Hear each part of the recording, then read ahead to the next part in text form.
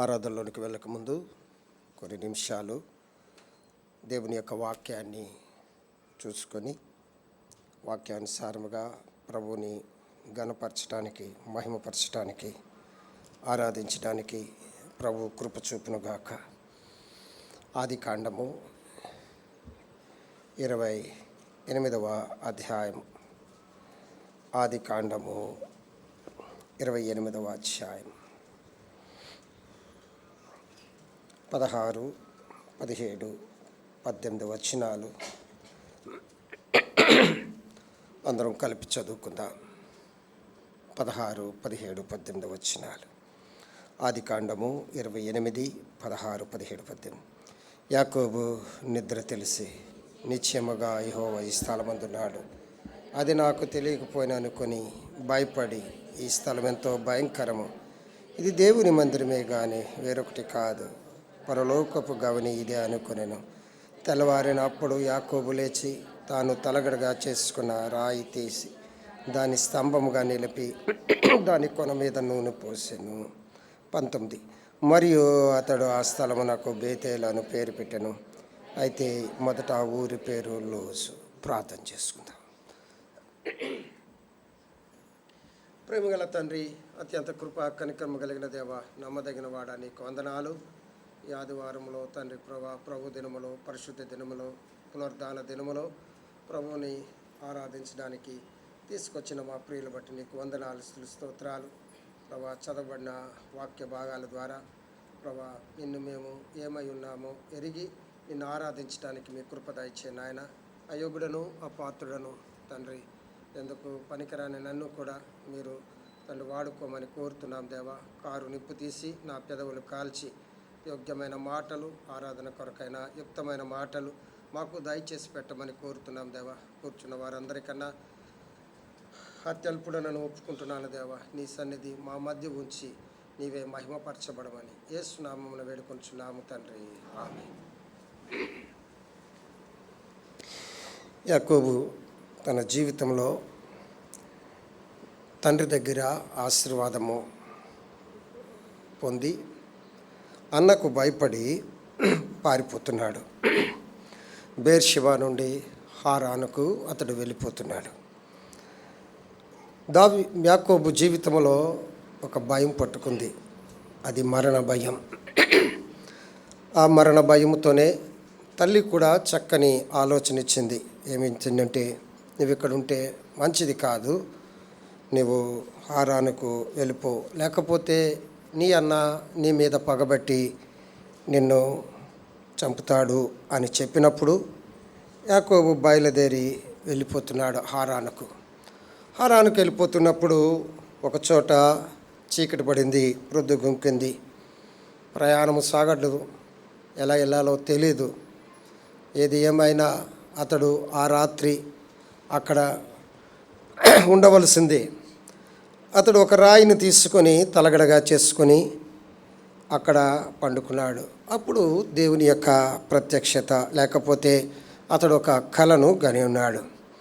ఈ యొక్క భాగంలో మనం చూసినట్లయితే యాకోబును బట్టి దేవుని యొక్క ఉద్దేశ్యం ఎలాగుందో చూడగలం. ఆశీర్వాదం అనేది దేవుడిస్తేనే అది ఆశీర్వాదము, కానీ ఏదే రీతిగా ఆశీర్వదించబడాలి అనుకుంటే అది ఆశీర్వాదము కాదు. కాబట్టి అక్కడ మనం చూడండి 12వ వచనం, ఆదికాండము 28వ అధ్యాయము 12వ వచనం. అప్పుడు అతడు కలకనెను, అందులో ఒక నిచ్చెన భూమి మీద నిలవబడినను, దాని కొన ఆకాశమునంటెను, దేవుని దూతలు ఎక్కుచు దిగుచు నుండిరి. కలగన్నాడు. అబ్రహాముకు యేసు ప్రభు వారి యొక్క ప్రత్యక్షత ఎలా కలిగిందంటే గొర్రె పిల్లగా కదండి, మోరియా పర్వతం దగ్గర. నీ కుమారుని కాదు, నా కుమారుని నేను బలిగా ఇస్తానని గొర్రె పిల్లగా ఆయన ప్రత్యక్షపరచబడ్డాడు. అలాగే ఇస్సాకుకు యేసుక్రీస్తు వారు ఎలా ప్రత్యక్షపరచబడ్డాడంటే జీవజలముగా కదండి. ఎక్కడ ఇస్సాకు బావులు తవ్విన ఆ గర్భశత్రువులు పూడ్చిపెట్టినప్పుడు మళ్ళీ తవ్వుతూ వచ్చాడు, కానీ యేసుప్రభువారు ఇస్సాకు జీవితంలో ఆయన జీవజలముగా ప్రత్యక్షపరుచుకున్నారు. అయితే యాకోబుకు ఆయన ఎలా ప్రత్యక్షపరుచుకున్నాడు అంటే పరలోకానికి ఒక మార్గముగా ఆయన ప్రత్యక్షపరుచుకున్నాడు. పరలోకానికి లేక దేవుని దగ్గరికి ఒక మార్గముగా ఆయన ప్రత్యక్షపరుచుకున్నాడు. యోసేపునకు దేవుడు ఎలాగా ప్రత్యక్షపరుచుకున్నాడంటే జీవాహారముగా, పోషణకర్తగా దేవుడు ప్రత్యక్షపరుచుకున్నాడు. అయితే యాకోబు జీవితంలో దేవుడు ఎలా ప్రత్యక్షపరుచుకున్నాడంటే నేనే పరలోకానికి మార్గం, నేనే దేవుని దగ్గరకు నేనే మార్గం. యేసుక్రీస్తు వారు ఆ రీతిగా చూపించుకున్నాడు. బేతేలులో ప్రభు ఎలా ప్రత్యక్షపరుచుకున్నారంటే ఒక పాపిని ఆయన కనుగొంటున్నాడు, లేకపోతే ఒక పారిపోయిన వ్యక్తిని ఆయన దర్శించేవారు ఉన్నారు. మన జీవితాల్లో కూడా పాపము చేత వెళ్ళిపోయినప్పుడు ఆయనే మనల్ని కనుగొన్నాడు. యాకోబునకు దేవుడు ప్రత్యక్షమైనప్పుడు, ఆ యొక్క పారిపోతున్న వ్యక్తికి దేవుడు ప్రత్యక్షమైనప్పుడు యాకోబును ఆయన కనుగొన్నాడు. చూడండి, యాకోబు దేవుని వెతకలేదు కానీ దేవుడే యాకోబుని వెతికి ఆ కలను ఇచ్చిన్నాడు.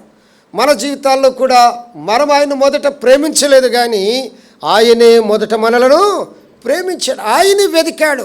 అందుకనే లూకా 19:10 అంటాడు, నశించిన దానిని వెతికిరా. ఆయన వెతుకుతున్నాడు. యాకోబును ఆయన యాకోబును కనుగొన్నాడు. అందుకనే ఆ రాత్రి ఆ కలను దేవుడు అతనికి ఇచ్చినాడు. ఒక పాపి పట్ల దేవుని యొక్క ఉద్దేశం ఏముందంటే మనము వెతకలేదు కానీ ఆయనే వెతికిన వాడుగా ఉన్నాడు. మనము ప్రేమించలేదు కానీ ఆయనే మనలను ప్రేమించిన వాడుగా ఉన్నాడు. మనము మొదట ఆయన ప్రేమించితే మనకి కాదు, ఆయనే మొదట మనలను ప్రేమించనని 1వ యోహాను సువార్తలో మనము 1వ యోహాను పత్రికలో మనము చూడగలం. ఆయన మొదట వెతికిన వాడు ఉన్నాడు. బేతేలులో యాకోబుని దేవుడు ఏం చేశాడండి? వెతికినవాడుగా, కనుగొన్నవాడుగా, ప్రత్యక్షపరుచుకున్నవాడుగా ఉన్నాడు. తర్వాత చదవండమ్మా, అదే 12వ వచనంలో, ఆదికాండము 28:12 అప్పుడు అతడు కలగరెను, అందులో ఒక నిచ్చెన భూమి మీద నుండి ఎక్కడ నిలబడిందండి? భూమి మీద ఆధారం పడుకొని పైకొన ఎక్కడుంది? ఆకాశమునకు అంటినంటుగా మనం చూస్తున్నాం. ఒక నిచ్చెన. ఇది దేనికి చూపిస్తుందంటే మార్గమునకు చూపించేదిగా ఉంటుంది. ఒకటి, ఆయన యాకోబుని కనుగొన్నాడు. రెండవది చూసినట్లయితే ఆయన యాకోబు నాకు ఎలాగున్నాడండి? మార్గమై ఉన్నాడు. ఇప్పుడు ఆయన మార్గము అగోచరముగా ఉంది. ఏ మార్గము గుండా వచ్చి ఏసావు చంపుతాడో అర్థము కాని పరిస్థితి. ఎటు వెళ్ళాలో ఒకవేళ ఎటువంటి భయముతోనే అతడు ప్రయాణం చేస్తున్నాడు. ఇప్పుడు దేవుడు ఒక మార్గాన్ని చూపిస్తున్నాడు. ఏంటి తెలుసా? నువ్వు వెళ్ళవలసినది హారాను కన్నా మానవులందరూ వెళ్ళవలసింది ఎక్కడికండి? పరలోకం పోవాలి.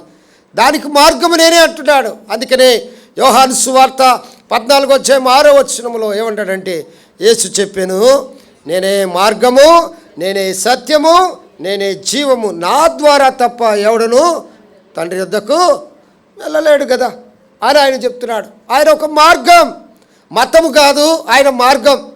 చాలా మంది మతం అంటారు కానీ పరలోకానికి ఆయన మార్గం. అందుకనే అబ్రహామునకు ఆయన గొర్రె పిల్ల వలె ప్రత్యక్షపరుచుకున్నాడు.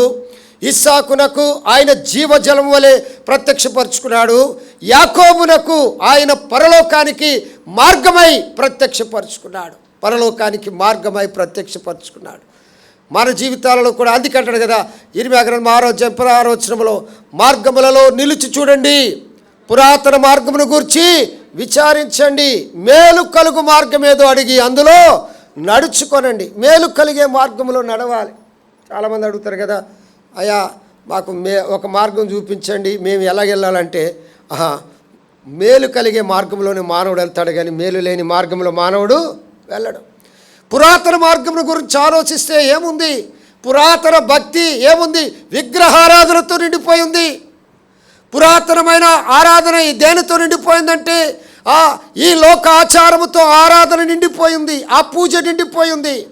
కానీ మేలు కలుగు మార్గంలో నడిచినట్లయితే నువ్వు సరిగా ఆరాధించగలవు, నువ్వు నీ వ్యక్తిగత జీవితంలో అప్పుడు నువ్వు తెలుసుకోగలవు, ఈ మార్గము సరైనది, ఈ మార్గము గుండానే దేవుని రాజ్యానికి నేను వెళ్ళగలను, ఈ మార్గము గుండానే పరలోకానికి నేను పోగలను అని నువ్వు ఊహించినప్పుడే, నువ్వు అనుకున్నప్పుడే, నువ్వు అంగీకరించినప్పుడే ప్రభువుని నువ్వు ఆరాధించగలవు. మార్గాల్లో నిలిచి చూసినప్పుడు చాలా మార్గాలు కనబడుతున్నాయి. పురాతన మార్గాలు కనబడుతున్నాయి, సనాతన మార్గాలు కనబడుతున్నాయి, అలాగే కీడు చేసే మార్గాలు కనబడుతున్నాయి, మేలు చేసే మార్గాలు కూడా కనబడుతున్నాయి. మానవుడు ఏం కోరుకుంటాడు? నీకేది మేలో దానినే నువ్వు కోరుకుంటావు. మేలు కలుగు మార్గమేదో అడగండి అంటున్నాడు ఇర్మియా భక్తుడు. మేలు కలుగు మార్గమేదో అడగండి. అన్ని మార్గాలు అడుగుతాం చూడండి. ఒక్కొక్కసారి మనము ఎవరైనా ఇంటికి మనం వెళ్ళాలంటే ఏం చెప్తాం? ఇప్పుడైతే గూగుల్ మ్యాప్ వచ్చింది, గూగుల్ తల్లి కదా, గూగుల్ తల్లి అయినా కానీ ఎక్కడెక్కడో తిప్పి తీసుకొస్తుంది. అది అర్థమైందా? ప్రక్కనే ఉంటాం. జ్ఞానుల్లాగా 2 సంవత్సరాలు తిరుగుతుంటాం, జ్ఞానుల్లాగా చుట్టూ తిరిగి వస్తుంటాం కదండి. బ్రదర్ ఇక్కడే రోడ్డు క్రాస్ అయిపోయిన బ్రదర్ అంటుంటాడు, ఇక్కడే క్రాస్ అయిపోయిన. మనము మార్గాన్ని అడుగుతాం, మేము ఎలాగెళ్ళాలని అడుగుతుంటాం. పరలోకానికి ఆయన మార్గముగా కనపరుచుకున్నాడు యాకోబునకు. ఉదయకాలంలో ఆయన నిన్ను కనుగొన్నాడు, ఆయన నీకు మార్గమై ఉన్నాడు. ఎక్కడి నుండి మార్గం? ఎక్కడి నుండి? భూలోకము నుండి పరలోకమునకు. నిచ్చెన యొక్క బేస్ ఎక్కడుందండి? భూమి మీద. కొనెక్కడుంది? ఆకాశంలో. నువ్వు ఎలా వెళ్ళాలి పరలోకానికి? నీ ధర్మము, నీ దానము, నీ యాగము, నీ నైవేద్యము, ఇవన్నీ నీకు పరలోక రాజ్యానికి చేర్చలేవు. కానీ యేసుక్రీస్తు వారి యొక్క త్యాగం ఒక్కటే, యేసుక్రీస్తు వారి యొక్క మార్గం ఒక్కటే నిన్ను పరలోకానికి తీసుకెళ్లేదిగా ఉంటుంది. అందుకే అంటాడు కదా, ఏమంటారండి? ఆ పుత్రుని వలె రక్షణట. పురాణాల్లో కూడా ఉంది. ఆ పుత్రుని వలె మనకు పాపక్షమాపణ అని మనకు ఉంది. కాబట్టి ఆ పుత్రుడే లేకపోతే ఇక మనకు గతి అనేది లేదు. నీ నైవేద్యము కానీ, నీ అర్పణ కానీ, నీ యాగము కానీ, లేకపోతే నీవు ఏమి చేసినా ఆ పరలోక రాజ్యానికి నువ్వు చేరలేవు. కానీ ఆయన మార్గమై ఉన్నాడు. ఆ మార్గము ద్వారానే యాకోబుకి ఆయన తేటగా ప్రత్యక్షపరచుకున్నాడు. తెలుసా? నువ్వు హారాను వెళ్తున్నావు, బాగానే ఉంది, కానీ నా దగ్గరికి రావాలంటే మానవులందరూ నేనే మార్గం. చూడండి అక్కడే ఉన్నాడు, చదవమ్మా. 13వ వచనం. మరియు యెహోవా, చాలమ్మా, మరియు యెహోవా దానికి పైగా నిలిచి. ఇంకా యాకోబుకి ఎలాగ ప్రత్యక్షపరచబడుతున్నాడంటే, దేవుడు ఎలాగున్నాడంటే అత్యున్నతుడు. ఒకటి, ఆయన మనను కనుగొన్న దేవుడు. రెండవది, ఆయన మనకు మార్గమై ఉన్న దేవుడు. మూడవది, ఆయన అత్యున్నతుడైన దేవుడు. ఇంకా ఆయన కన్నా ఎవరు కూడా లేరు. లూసిఫర్ అనుకున్నాడట, ఆయన అంత ఉన్నతంగా ఉన్నాడు కదా, నేనెందుకు అక్కడ ఉండకూడదు, అందుకని ఏం చేశాడు? అక్కడి నుండి పడిపోయాడు కదా, నా యొక్క సభాపర్వతానికి ఎక్కిపోతాననుకున్నాడు, నా సింహాసనాన్ని పెంచుకుంటాననుకున్నాడు. ఆయన కన్నా మించిన వారు లేరు. అత్యున్నతుడు మన దేవుడు, అత్యున్నతుడు. నువ్వు ఆరాధించే దేవుడు అత్యున్నతుడు, ఉన్నతమైన వాడు. ఏమైనాడు ఏంటండి? ఆ సింహాసనంతో సమానముగా చేసుకోవాలనుకున్నాడు లూసిఫర్. ఏమైందండి? చూడండి, పడద్రోయబడినప్పుడు ఎక్కడ పడ్డాడండి? అగాధములోనికి. ఇంకా వెళ్ళలేదు, అగాధంలోకి వెళ్తాడు ప్రకటన గ్రంథంలో. అర్థమైందండి? మధ్యాకాశానికి వచ్చి పడిపోయాడు. అక్కడ నుండి వాడి క్రియలన్నీ జరిగిస్తున్నాడు. యేసుప్రభువారు మధ్యాకాశానికి వచ్చినప్పుడు ఆడు భూలోకానికి వచ్చేస్తాడు. అర్థమైందా? తర్వాత 1000 ఏండ్ల పాలనలో వాడిని ఏం చేస్తారండి? ఆ అగాధములో వాడిని బంధిస్తారు. ఒక్క దేవుడు త్రోసేసి వేసినప్పుడు వాడు దేవుని కన్నా ఉన్నతుడైన వాడు ఇంకొకరు లేరు. నువ్వు ఆరాధించాలనుకుంటే, ఒకవేళ అనుకుందాం, ఇద్దరు వ్యక్తులను పెట్టారనుకోండి, నువ్వెవరిని కలవాలనుకుంటున్నావు? ఇటు సీఎం గారిని పెట్టారు, ఇటు పిఎం గారిని పెట్టారు. బాబు నీ ఇష్టం, అర్థమైందా? నీ ఇష్టం. ఇదిగో ఈ 9 గంటలకి సీఎం గారిని కలుస్తావా, పిఎం గారిని కలుస్తావా అంటే నువ్వెవరిని కలుస్తావు? చెప్పండి, నువ్వెవరిని కలుస్తావు? చెప్పండి, మనకు తెలుసు కదా. ఎవరిని కలుస్తా? పిఎం గారిని కలుస్తారు. ఎందుకు? సీఎం గారి కన్నా పిఎం గారు ఎక్కువ కాబట్టి మనం ఎవరిని కలవడానికి వచ్చాం? అత్యున్నతుడైన దేవుడు. చూడండి ఎక్కడ అంటాడు చూడండి, మరియు యెహోవా దానికి పైగా నిలిచి. అత్యున్నతుడైన దేవుడు, నువ్వు ఆరాధించడానికి వచ్చిన దేవుడు సామాన్యుడు కాదు, ఉన్నతమైన వాడు. అందుకనే యెషయా గ్రంథం 6 అత్యున్నత సింహాసనం మీద ఆయన ఆసీనుడై ఉన్నాడు. దానికి పైగా కెరూబులు శరూబులు పరిశుద్ధుడు పరిశుద్ధుడని గాన ప్రతిగానాలు చేస్తున్నారట. అత్యున్నతుడు. అది కదా అన్ని నామముల కన్నా ఆయన నామం ఏంటండి? పైనామము. ఫిలిప్పీ పత్రికలో మనం చూడగలం. అన్ని నామముల కన్నా ఆయన కన్నా ఉన్నతుడు మరొకరు లేరు. నీకే ఇంత స్వార్థం ఉంటే ఇద్దరు దగ్గర ఉన్నారు. ఒక గదిలో సీఎం గారు ఉన్నారు, ఒక గదిలో పిఎం గారు ఉంటే, అయ్యా నువ్వు ఎవరిని కలవడం నీ ఇష్టం, ఎవరిని కలవంటే ఎవరి దగ్గరికి వెళ్తావు?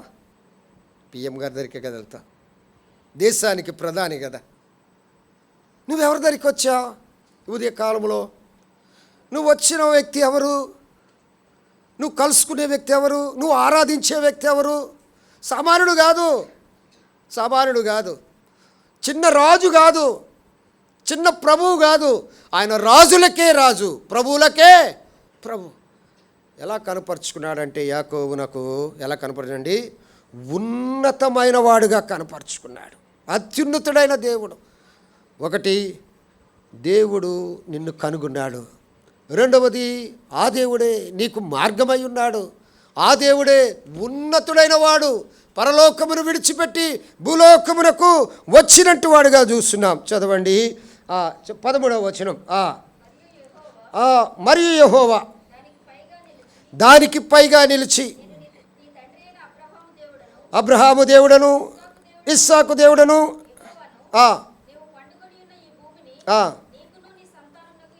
నీకును నీ సంతానమునకు. ఆ దేవుడు ఊరికినే ఉండలేదు. అత్యున్నతముగా ఉన్న దేవుడు ఊరికినే ఉండలేదు. యాకోబుతో మాట్లాడుతున్నాడు. ఏమన్నాడు చూడండి, నేను నీ తండ్రి అయిన అబ్రహాము దేవుడను ఇస్సాకు దేవుడను నా యెహోవాను, నీవు పండుకున్న ఈ భూమిని నీకు నీ సంతానమునకు ఇస్తాను. చూడండి ఏమన్నాడు చెప్పండి. తాను పరిచయం చేసుకున్నాడు. మోషేకు పరిచయం చేసుకున్నాడు. ప్రభా నువ్వెవరని నేను చెప్పాలంటే ఆయన ఏం చెప్తున్నాడు? నిర్గమాకాండంలో నేను ఉన్నవాడను ఆనవాడను. తర్వాత యాకోబుకు ఎలా పరిచయం చేసుకున్నాడు? నీ తండ్రి అయినా అబ్రహాము దేవుడను ఇస్సాకు దేవుడైనా యెహోవాను అని పరిచయం చేసుకున్నాడు. ఆయన మనకి ఎలా పరిచయం అయ్యాడు తెలుసా? రక్షకుడుగా. మత్తయి 1:21 తన ప్రజలను వారి పాపము నుండి ఆయనే రక్షించును గనుక ఆయనకు మనకు రక్షకుడుగా ఆయన పరిచయం అయ్యాడు. నేను రక్షించడానికి వచ్చినట్టు వాడు. ఒక్కొక్కరికి ఒక్కో రీతిగా ఆయన అబ్రహాం కట్టాడు. నేను సర్వశక్తి కలిగిన దేవుడను అంటాడు. నేను సర్వశక్తి కలిగిన దేవుడు అంటాడు. మోషే కన్నా నేను ఉన్నవాడును అంటున్నాడు. యాకోబు కన్నాడు, నీ తండ్రి అయిన అబ్రహాము దేవుడను ఇస్సాకు దేవుడునైనా యెహోవా నేనే. ప్రభువా నువ్వా? చూడండి ఆయన ఏమంటాడు? మాట్లాడేవాడు. చెవులుండి వినలేనివి, నోరుండి మాట్లాడలేనివి, కళ్ళుండి చూడలేనివి, చేతులుండి పని చేయలేనివి అవి దేవుళ్ళు కావు. దేవుడు ఒక్కడే.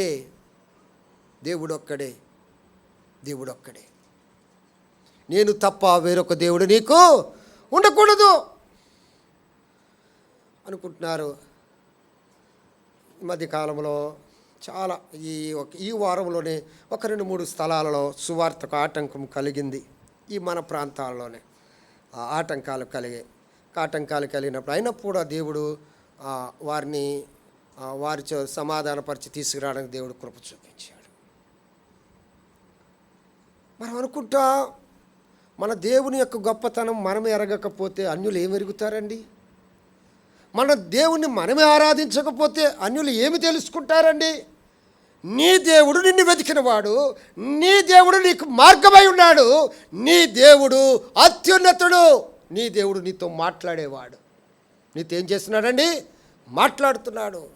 చదువుదామా 12వ వచనం 14వ వచనం, ఆదికాండము 28:14.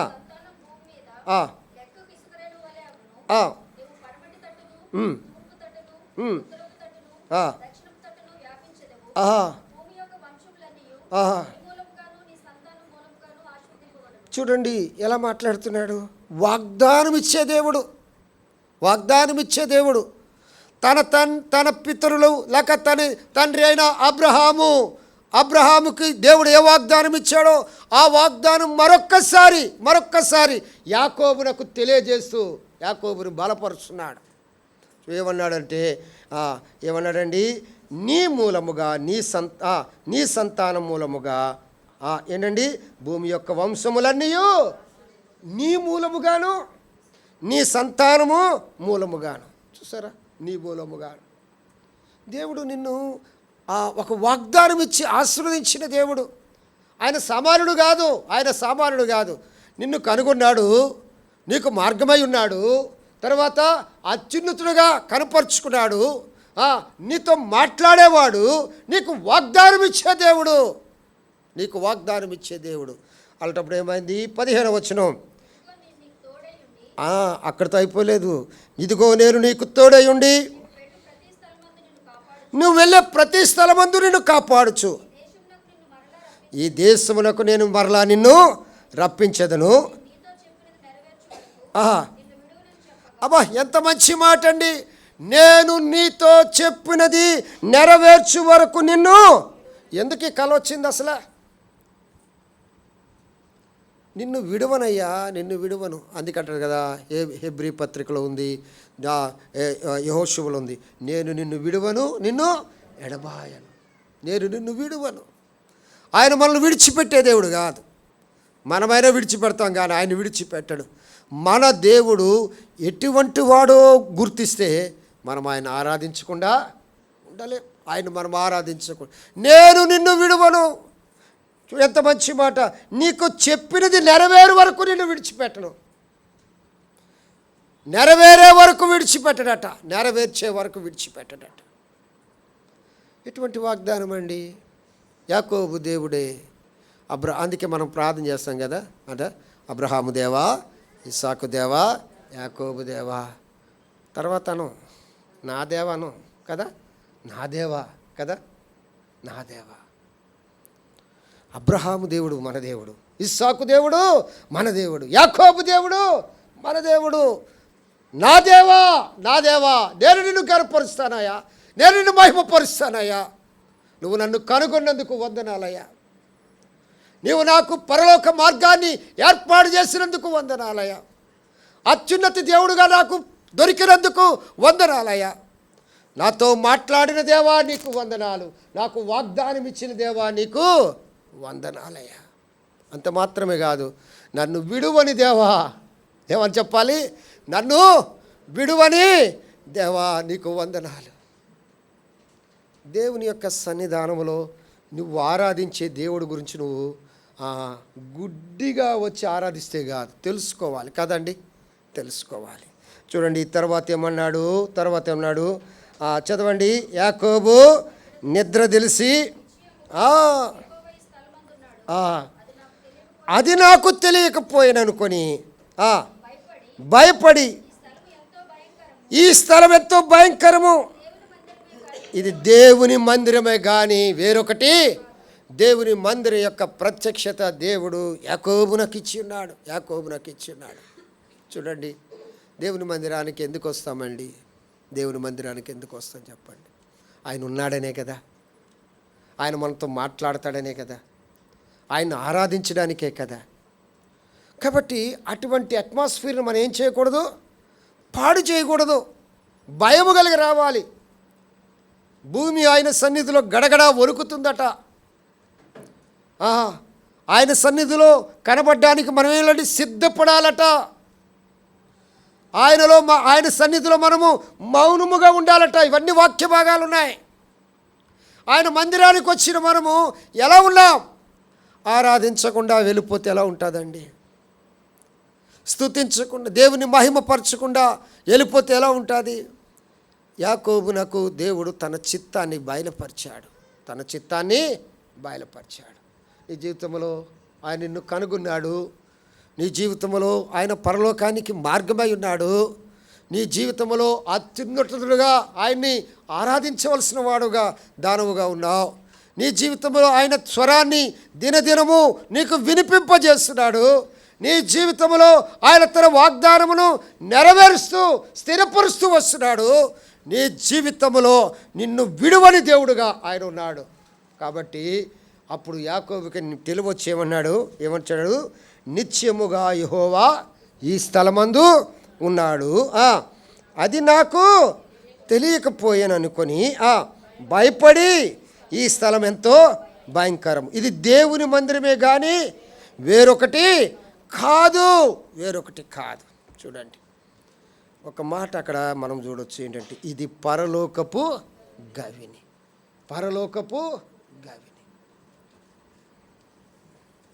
పరలోకానికి వెళ్ళే మార్గం ఆయనే, ఆ గవిని ఆయనే. తర్వాత చదవండి, ఒక మాట చదవండి. తెల్లవారినప్పుడు తీసి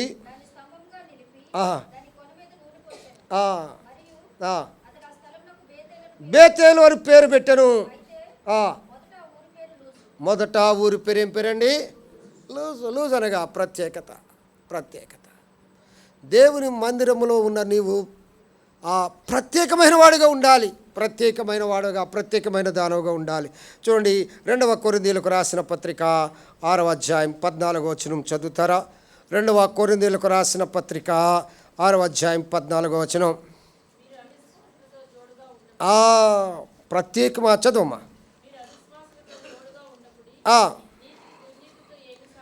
ఏమి సాంగత్యము?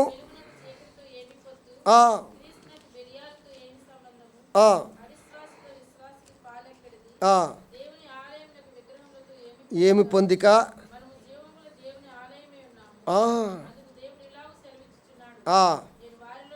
నేను వారిలో సంచరింతును, నేను వారి దేవుణ్ణి ఉందును, వారు నా ప్రజలై ఉందరు. కావున మీరు వారి మధ్య నుండి బయలు వెళ్ళి ప్రత్యేకముగా, అక్కడే ప్రత్యేకపరుస్తున్నాడు దేవుడు. మనం ప్రత్యేకమైన వారంగా ఉండాలి. ప్రత్యేకం అంటే అందరూ కటింగ్ చేసుకున్నారు, నేను జుత్తు పెంచుకోవడం కాదు. అర్థమైందా? అందరూ ప్యాంట్లు మంచిగా వేశారని నేను 6-7 కన్నాలు పెట్టుకుని వేసుకున్న ప్యాంట్ కాదు. అందరికీ ప్రత్యేకమైనగా. అందరు నవ్వుతున్నారని నేను ఏడడం కాదు ప్రత్యేకత. అది కాదు ప్రత్యేకత, ఆత్మీయమైన ప్రత్యేకత. మీరు వారి నుండి బయలువెడలి ప్రత్యేకముగా ఉండు. ఒక సిస్టర్ ఉన్నారు, పేరు చెప్పను కానీ మన దగ్గర లేరులే, మన దగ్గర కాదు. అలా అందరూ ఒక జడలు వేసుకుంటే ఆమె 2 జడలు వేసుకుంటుంది. మొన్న ఇంటికి సడన్గా వచ్చేసింది. వేసుకోవద్దని అంటలేదు. అర్థమైందా? ప్రత్యేకత, ఆమె ప్రత్యేకత అది. అర్థమైందా? సడన్గా ఇంటికి వచ్చేసరికి ఏంట్రా బాబు ఈ 2 జడలు ఎవర్రా బాబు అనుకున్నాను. నేను బయట కూర్చున్నాను. సడన్గా మళ్ళీ ఎలా వచ్చింది, ఆ స్వెటర్ వేసుకొని వచ్చేసి డేవిడ్ పాల్ అంది. నేను ఎవరైనా జడుచుకున్నాను, ఒక్కసారి జడుచుకున్నాను. అది కాదు ప్రత్యేకత. ఆత్మీయమైన ప్రత్యేకత ఎలా ఉండాలంటే, నువ్వు దేవుడు దర్శించిన తరువాత, దేవుడు నిన్ను ఏర్పాటు చేసుకున్న తరువాత, దేవుడు నీకు ప్రత్యక్షమైన తరువాత నువ్వు ప్రత్యేకంగా ఉండాలి.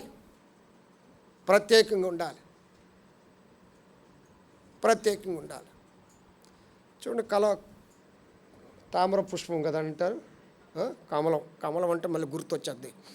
అర్థమైందా? అది ఏ పుష్పం అండి? కమలం కాదమ్మా, తామర పుష్పం ఆ యొక్క కొలంలోనే ఉంటుంది. కానీ ఎలా ఉంటుంది? ఎంత బాగుంటుందండి. అర్థమైందా? అలాగే లోకములో మనం ఉండాలి, కానీ ప్రత్యేకమైన వారిగా ఉండాలి. చూసారా, పోలీసులకు ఒక ఆ యూనిఫామ్ బట్టి వీళ్ళు పోలీసు వాడు, వీడు లాయరు, వీడు డాక్టరు, లేకపోతే కండువ వేసుకుంటే వీడు రాజకీయ నాయకుడు అని మనం చెప్తాం కదా. మరి దేవుని పిల్లలకు వారి ప్రవర్తన, బాహ్య ప్రవర్తనగా, బాహ్య అలంకారం కాదు, ఆంతర్య అలంకారం, ఆంతర్యం యొక్క డిసిప్లిన్ లేక ఆత్మీయమైన క్రమశిక్షణ, వారిని ప్రత్యేకమైన వారిగా దేవుడు సిద్ధపరుస్తుంటాడు. నీకు దేవుడు ఎప్పుడైతే ప్రత్యక్షమయ్యాడో ఏమైపోనండి, ప్రత్యేకపరచబడాలి. ఇప్పుడు దేవుడు ప్రత్యేకపరిచాడు యాకోబుని. ఏం చేశాడు? ఇదిగో నీ మూలముగాను నీ సంతాన మూలముగాను భూలోక వంశములన్నీయు నిన్ను ఒక రాజ్యముగా చేస్తాను. ఇప్పుడు నువ్వు సామాన్యుడు కాదు, అర్థమైందా? నువ్వు సామాన్యుడు, నిన్నొక గొప్ప జనముగా చేస్తాను. నీ ఎదుట ఎవడు కూడా నీలో ఈ వాగ్దానము నెరవేర్చే వరకు నేను నిన్ను విడువను. చూడండి, ఇంకో మాట చూద్దామా? ఎబ్రీయులకు రాసిన పత్రిక 13వ అధ్యాయం 12వ వచనం. ఎబ్రీయులకు రాసిన పత్రిక 13వ అధ్యాయం 12వ వచనం. 13, 12. కావున యేసు కూడా తన స్వరక్తము చేత మరొకసారి చదవమ్మా. కావున యేసు కూడా తన స్వరక్తము చేత మనలను పరిశుద్ధపరచుటకై ఆయన ఎక్కడ శ్రమ పొందాడు? గావుని. మనల్ని పరిశుద్ధపరిచి ప్రత్యేకపరచడానికి ఆయన శ్రమను పొందాడు. ప్రభువా నీకు వందనాలయ్యా, నీకు వందనాలు. నన్ను పరిశుద్ధపరిచావు, నన్ను ప్రత్యేకపరిచావు. 2 మాటలు గుర్తుంచుకోండి. నన్ను పరిశుద్ధపరిచావు, నన్ను ప్రత్యేకపరిచావు. దేవుడు ఆ గొల్లవాడి దగ్గర నుండి గొర్రెలను మేకలను వేరు చేసినట్లు దేవుడు మనల్ని ఏం చేశాడండి? వేరు చేసేవాడు ఉన్నాడు. ఆయన పరిశుద్ధపరిచినవాడు, ఆయన మనల్ని ఏం చేశాడండి? ప్రత్యేకపరిచినవాడు. మీరు ప్రత్యేకమైన ప్రజలు అనేవాడుగా ఉంటున్నాడు. ఒక మాట చూద్దామా? 2వ తిమోతీయులకు రాసిన పత్రిక 2వ అధ్యాయం 19వ వచనం. 2వ తిమోతీయులకు రాసిన పత్రిక 2వ అధ్యాయం 19వ వచనం. ఆయనను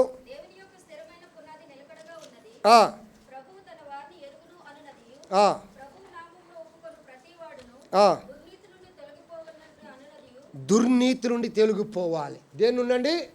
దుర్నీతి నుండి తొలగిపోయే వారంగా ఉండాలి. మన జీవితంలో ప్రత్యేకపరిచాడు దేవుడు యాకోబును. ఉదయకాలంలో ప్రభువును ఆరాధించిన, ప్రభా నువ్వు నన్ను కనుగొన్నావు, నీకు వందనాలయ్యా, నువ్వు నాకు మార్గమై ఉన్నావు. ఇంకొక మాట చెప్పాలంటే ఆయన మార్గమే కాదు, మధ్యవర్తి. దేవునికిని మనకిని ఎవరండి? ఆయన మధ్యవర్తి. ఎక్కడుంది? తిమోతీయులకు రాసిన పత్రిక 2వ అధ్యాయం 5, 6 వచనాల్లో దేవుడు ఒక్కడే, దేవునికిని నరులకు మధ్యవర్తి ఒకడే, ఆయనే క్రీస్తేసను నరుడు. ఆయన మన మధ్యవర్తి.